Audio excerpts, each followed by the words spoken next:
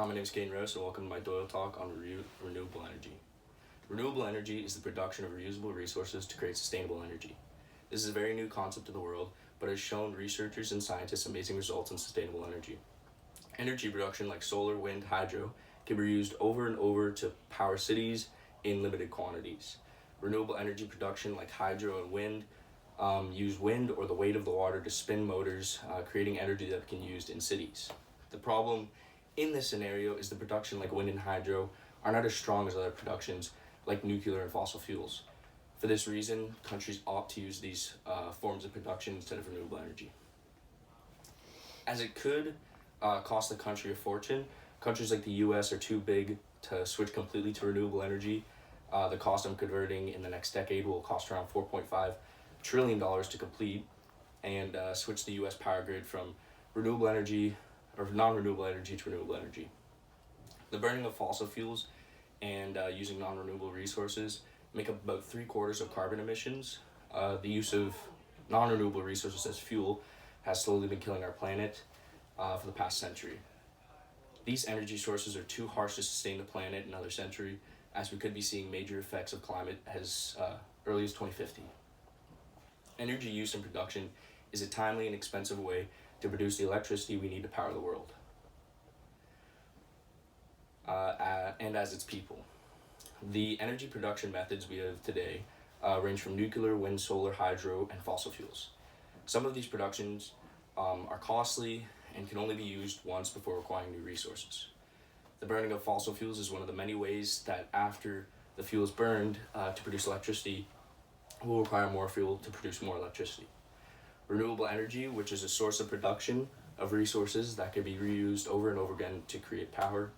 Fossil fuels can be expensive and harmful to the environment, which can lead to global warming and ocean acidification.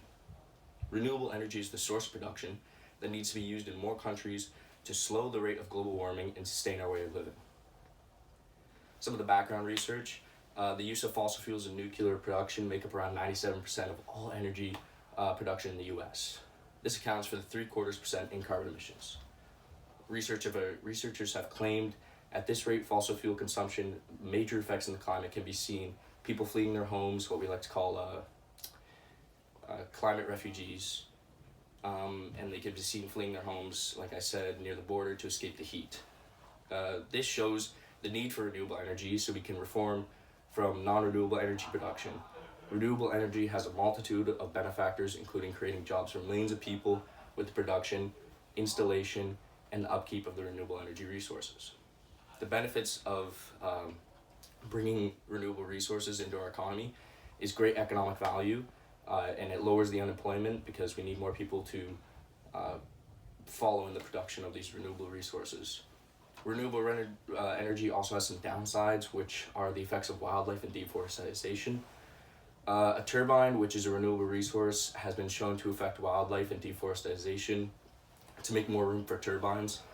Also, interference with birds hitting the turbines.